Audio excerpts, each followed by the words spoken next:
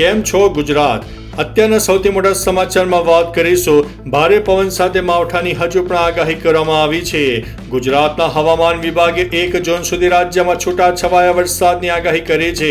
હજુ પણ અનેક જિલ્લામાં ગાજવીજ સાથે છૂટાછવાયા વરસાદ થઈ શકે છે. ત્યારે 40 થી 50 કિલોમીટરની ઝડપે પવન ફૂંકાવાની પણ શક્યતા છે. મહત્વનું છે કે 28 અને 29 મે 2 દિવસ પણ અનેક વિસ્તારમાં ભારે વરસાદની આગાહી કરી છે, જેમાં દક્ષિણ ગુજરાત, સૌરાષ્ટ્ર અને મધ્ય ગુજરાતના પણ અનેક વિસ્તારનો સમાવેશ થાય છે. મિત્રો, અન્ય મહત્વના સમાચારની વાત કરીએ તો દીવ ખાતે સવારથી જ ગાજવીજ સાથે વરસાદનું આગમન થયું. હવામાન વિભાગની આગાહી અનુસાર રાજ્યમાં હાલ વરસાદી માહોલ જામ્યો છે. કેન્દ્ર શાસિત પ્રદેશ દીવ ખાતે સવારથી જ ગાજવીજ સાથે વરસાદનું આગમન થયું. દીવમાં વહેલી સવારથી જ વરસાદ વરસ્યો. વરસાદ આવતા વાતાવરણમાં ઠંડક પ્રસરી અને લોકોને ગરમીથી અને બફારાથી મોટી રાહત મળી હતી. જો કે આ વરસાદથી ખેડૂતો અત્યારે ચિંતામાં મુકાયા છે. મિત્રો, અન્ય મહત્વના સમાચારની વાત કરીએ તો લોકો કહે છે કે મોદી હે તો મુમકિન હે. ગાંધીનગરમાં પીએમ મોદીએ કહ્યું છે કે જે સપના ગુજરાતે મને બતાવ્યા તેને લઈને હું ચાલું છું. ગુજરાતમાંથી જે શિક્ષા મળી તેનો હું ઋણી છું. દેશના વિકાસમાં દેશના લોકો સહભાગી બને તેવી મારી અપેક્ષા. જાપાનને પછાડીને ભારત ચોથા નંબરનું અર્થતંત્ર બન્યું છે. આઝાદીના 100 વર્ષ એવી રીતે મનાવીશું કે આખી દુનિયા વિકસિત ભારતની ઝલક જોતી રહી જશે. કોઈની બાંધછોડ નહીં ચાલે. મિત્રો, અન્ય મહત્વના સમાચારની વાત કરીએ તો ગુજરાત મોડેલની ચર્ચા દેશભરમાં થાય છે તેવું મોદીએ જણાવ્યું છે. પીએમ મોદીએ પાટનગરમાં કહ્યું કે આપણું ગુજરાત મુંબઈથી અલગ થયાના 75 વર્ષ 2035માં પૂરા કરશે. જ્યારે મુંબઈથી અલગ થયા ત્યારે લોકો કહેતા કે ગુજરાત શું કરશે? તેની બાજુ દુશ્મન દેશની સીમા છે અને મીઠું પણ છે. તમે આજે જુઓ કે દેશમાં ગુજરાત મોડેલની ચર્ચાઓ થાય છે. તમે વિચારો કે ક્યાં મીઠું અને ક્યાં હીરા. આપણે આ યાત્રા કાપી છે. દેશ ઈચ્છે છે કે ઓલિમ્પિક ગુજરાતમાં થાય અને આપણે 10 વર્ષનો પ્લાન બનાવીએ ચાલીએ છીએ. મિત્રો, અન્ય મહત્વના સમાચારની વાત કરીએ તો મોદીએ કહ્યું કે દેશના ટુકડા કર્યા પણ સરદારની વાત ન માની. પીએમ મોદીએ કહ્યું કે આપણે 75 વર્ષથી આતંકવાદનો સામનો કરી રહ્યા છીએ. જો મુજાહિદ્દીન પહેલા માર્યા ગયા હોત તો આ પરિસ્થિતિ ઊભી ન થાત. પાકિસ્તાને આપણી જમીનનો એક ભાગ પડાવી લીધો છે. દેશ 3 ભાગમાં વહેંચાઈ ગયો. સરદાર પટેલની વાત માની નહીં. 1947માં ભારત માતા 2 ભાગમાં વહેંચાઈ ગઈ. જો કાંટા વાગે તો આખું શરીર દુખે છે. પાકિસ્તાન જાણે છે કે તે યુદ્ધ જીતી શકશે નહીં, એટલા માટે તે આતંકવાદીઓને તાલીમ આપે છે અને પછી મોકલી દે છે. મિત્રો, અન્ય મહત્વના સમાચારની વાત કરીએ તો 30 જૂનથી બદલાઈ જશે યુપીઆઈ ટ્રાન્ઝેક્શનની પદ્ધતિ. અત્યાર સુધીમાં યુપીઆઈથી થતા પેમેન્ટમાં આપણને ફોનમાં સેવ કરેલા નામ પ્રમાણે નામ દેખાતા હતા, જેનાથી ફ્રોડ થવાની સંભાવના વધી જાય છે. આથી જે તે ખાતામાં નાણાં ટ્રાન્સફર કરતી વખતે બેંકમાં તે યુઝર્સનું રજિસ્ટર્ડ નામ દેખાશે, જેથી યોગ્ય વ્યક્તિના ખાતામાં નાણાં જમા થઈ રહ્યા હોવાની ખાતરી મળશે. પ્રત્યેક ટ્રાન્ઝેક્શન કરતા પહેલા એપ પોતે જ રિસીવરનું બેંકમાં રજિસ્ટર્ડ નામ બતાવશે. મિત્રો, અન્ય મહત્વના સમાચારની વાત કરીએ તો રિવોલ્વર સાથે ફોટો વાયરલ કરીને સીન સપાટા કરનારની ધરપકડ. જામનગર શહેરમાં 3 વર્ષ પહેલા પિતાની લાયસન્સવાળી રિવોલ્વર સાથે ફોટો પાડીને સીન સપાટા નાખવા માટે સોશિયલ મીડિયામાં પોસ્ટ મૂકનારને એસઓજી પોલીસે ઝડપી પાડ્યો છે. ઉપરાંત રિવોલ્વર પણ કબજે કરવામાં આવી છે. પોલીસે તેની અટકાયત કરીને સિટી એ ડિવિઝનમાં ફરિયાદ નોંધાવીને 1 લાખની કિંમતની રિવોલ્વર પણ કબજે કરી છે. મિત્રો, અન્ય મહત્વના સમાચારની વાત કરીએ તો ચક્રાતા ટાઇગર ફોલ્સમાં મોટી દુર્ઘટના. ઉત્તરાખંડમાં સોમવારે 2 અલગ-અલગ અકસ્માતોમાં 6 લોકોએ જીવ ગુમાવ્યા છે.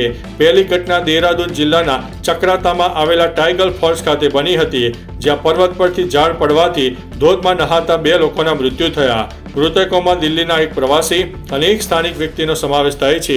બીજી ઘટના ટિહરી જિલ્લામાં બની, જ્યાં એક કાર ખાડામાં પડી જતા 4 વૃદ્ધોના મૃત્યુ થયા છે.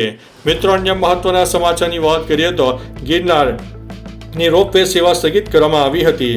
વરસાદી માહોલ વચ્ચે ગિરનારની રોપવે સેવા સ્થગિત કરવામાં આવી હતી. ગિરનાર પર વરસાદી માહોલનો અદ્ભુત નજારો સર્જાયો. આકાશમાં છવાયેલા ઘેરા વાદળો વચ્ચે ગિરનારનો નજારો અદ્ભુત લાગ્યો. ભક્તો માટે વિશેષ આનંદદાયક ક્ષણ એ હતી જ્યારે તેઓ વહેલી સવારે માતાજીની આરતીના દર્શન કરી શક્યા. સુરક્ષાને ધ્યાનમાં રાખીને રોપવે વ્યવસ્થાપકોએ તકેદારીના પગલાં લીધા હતા. મિત્રો, અન્ય મહત્વના સમાચારની વાત કરીએ તો અમૃતસર બાયપાસ નજીક મોટો બ્લાસ્ટ થયો છે. પંજાબના અમૃતસર બાયપાસ પર મંગળવારે સવારે એક મોટો ધમાકો થયો. ત્યારબાદ આજુબાજુના લોકો એકઠા થયા. પોલીસને આ ઘટનાની જાણ કરવામાં આવી. પોલીસે ઘટના સ્થળે પહોંચીને તપાસ શરૂ કરી. સૂત્રોના જણાવ્યા અનુસાર જે શખ્સ બોમ્બ નાખવા માટે આવ્યો હતો તેના જ હાથમાં ફાટી ગયો. આ ઘટના બાદ યુવક ગંભીર રીતે ઘાયલ થયો છે. સવારે 9 થી 9:15 વાગ્યાની વચ્ચે મજીઠા રોડ બાયપાસ પર વિસ્ફોટ થયો હતો. મિત્રો, અન્ય મહત્વના સમાચારની વાત કરીએ તો ટ્રમ્પના નામે એપ બનાવીને છેતરપિંડી કરવામાં આવી. કર્ણાટકમાં 200થી વધુ રોકાણકારોએ સાયબર પોલીસને ફરિયાદ કરી છે. તેમની સાથે લગભગ 2 કરોડ રૂપિયાની છેતરપિંડી થઈ છે. આ એપનું નામ છે અમેરિકી રાષ્ટ્રપતિ ડોનાલ્ડ ટ્રમ્પના નામ પરથી રાખવામાં આવ્યું છે, પરંતુ તેમાં તેમના AI જનરેટર વિડીયો અને ફોટા છે, જેની મદદથી રોકાણકારો સાથે મોટી છેતરપિંડી કરવામાં આવી છે. સાયબર છેતરપિંડી કરનારાઓએ ટ્રમ્પ હોટેલ રેન્ટલ નામની એક એપ દ્વારા આ કૌભાંડ આચર્યું છે. મિત્રો, અન્ય મહત્વના સમાચારની વાત કરીએ તો AI ટેકનોલોજીથી હવે મિનિટોમાં થશે સ્વાસ્થ્ય તપાસ. હૈદરાબાદની નીલોફર હોસ્પિટલના મેટર્નિટી વોર્ડમાં મહિલાઓના સ્વાસ્થ્ય પરીક્ષણ માટે AI આધારિત મોબાઈલ ટેકનોલોજીનો ઉપયોગ કરવામાં આવશે. આ પ્રક્રિયામાં દર્દીના ચહેરાને મોબાઈલ કેમેરા દ્વારા સ્કેન કરવામાં આવે છે, જે અમૃત સ્વસ્થ ભારત નામની એપ્લિકેશન દ્વારા કરવામાં આવે છે. આ એપ્લિકેશન ફોટોપ્ટિસ્મોગ્રાફી ટેકનોલોજીનો ઉપયોગ કરે છે, જે ચહેરા પર પડતા પ્રકાશના પરાવર્તનને શોધી કાઢે છે. મિત્રો, અન્ય મહત્વના સમાચારની વાત કરીએ તો ગુજરાતના દરિયામાં ફરીથી દેખાય છે ડોલ્ફિન. ભાવનગરના દરિયામાં હમ્પબેક ડોલ્ફિન દેખાઈ હોય તેવો વિડીયો સોશિયલ મીડિયામાં વાયરલ થયો, જેમાં જોઈ શકાય છે કે દરિયામાં ડોલ્ફિન ઉછળકૂદ કરતી જોવા મળે છે. અગાઉ પણ ભાવનગરના દરિયામાં ઘણીવાર ડોલ્ફિન જોવા મળી. લોકો આ વિડીયો જોઈને ખુશી અનુભવી રહ્યા છે. ગયા વખતે ડોલ્ફિનની ગણતરી થઈ તે વખતે ભાવનગરના દરિયામાં 10 ડોલ્ફિન હતી. ખાસ કે કચ્છથી ભાવનગરનો દરિયો ડોલ્ફિનના ઘર તરીકે જાણીતો થઈ રહ્યો છે. મિત્રો, અન્ય મહત્વના સમાચારની વાત કરીએ તો સાંતલપુર તાલુકામાં 36 કલાકથી વીજળી ગુલ. પાટણના સાંતલપુર તાલુકામાં 36 કલાકથી વીજળી ગુલ થઈ ગઈ છે. પીપરાડા સહિત અનેક ગામોમાં વીજ પુરવઠો બંધ હોવાથી લોકો ભારે મુશ્કેલીનો સામનો કરી રહ્યા છે. ઉનાળાની તીવ્ર ગરમીમાં વીજ કાપના કારણે સ્થાનિક રહેવાસીઓની હાલત કફોડી બની છે.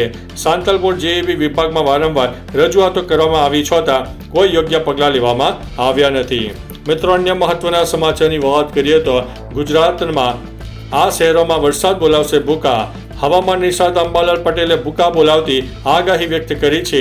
તેઓએ જણાવ્યું છે કે 28 મેથી રાજ્યના વાતાવરણમાં મોટો ફેરફાર થશે. 3 જૂન સુધી રાજ્યમાં ગાજવીજ સાથે વરસાદ પડશે. દક્ષિણ ગુજરાત, દક્ષિણ સૌરાષ્ટ્ર અને મધ્ય ગુજરાતમાં પણ કોઈ વિસ્તારમાં વરસાદની આગાહી કરવામાં આવી છે અને પવનની ગતિ 50 કિલોમીટર પ્રતિ કલાકની ઝડપે જાય તેવી પણ શક્યતા દેખાઈ રહી છે. મિત્રો, અન્ય મહત્વના સમાચારની વાત કરીએ તો ચર્ચિત શિક્ષક ખાન સરે ચૂપચાપ લગ્ન કર્યા. પટનાના ચર્ચિત શિક્ષક ખાન સરના એક વિડીયો તેઓ ફરી ચર્ચામાં આવ્યા છે, જેમાં તે પોતાના વિદ્યાર્થીઓને ક્લાસરૂમમાં પોતાના લગ્ન વિશેના શુભ સમાચાર આપતા જોવા મળ્યા. તેમણે કહ્યું કે હવે હું સિંગલ નથી. આ યુદ્ધ દરમિયાન મારા લગ્ન થઈ ચૂક્યા છે. હવે હું તમારા માટે ભોજનની વ્યવસ્થા કરી રહ્યો છું. સૌથી પહેલાં મેં તમારી સાથે આ વાત શેર કરી છે, કારણ કે મારું અસ્તિત્વ તમારા લોકોથી જ છે. મિત્રો, અન્ય મહત્વના સમાચારની વાત કરીએ તો ભારતીય બજાર પર કોરોનાની વ્યાપક અસર. વિશ્વના ઘણા દેશોમાં કોરોના ઝડપથી ફેલાઈ રહ્યો છે. હવે ભારતમાં પણ કોરોનાના સક્રિય કેસ વધીને 1000ને પાર થઈ ગયા છે.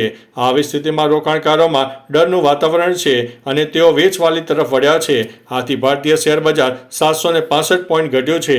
ઘટાડા પછી સેન્સેક્સ 81,383ના સ્તરે આવી ગયો છે, જ્યારે નિફ્ટી 222 પોઈન્ટ ઘટીને 24,779ના સ્તરે પહોંચી ગયો છે. આ ઘટાડાને કારણે રોકાણકારોને ભારે નુકસાન પણ થઈ રહ્યું છે.